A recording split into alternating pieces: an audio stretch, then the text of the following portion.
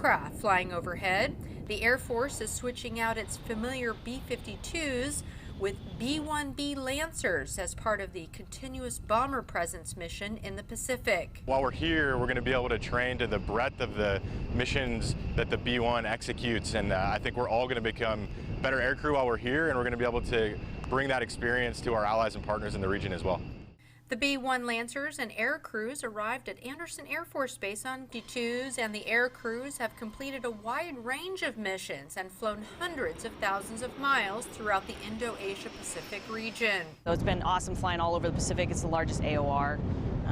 So just checking out all the different countries, working with all our different nations, and then joint with the Navy. It's been a really good experience with them. The B-52s have served on Guam for the last 10 years and will be taking a break.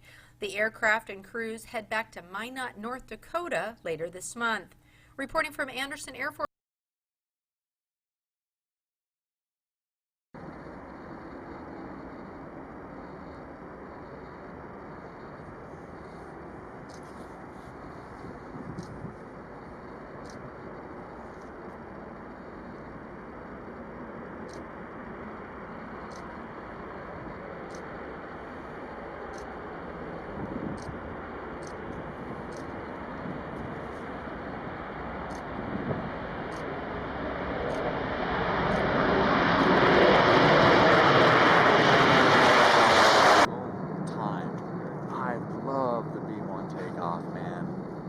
Oh, it's so cool.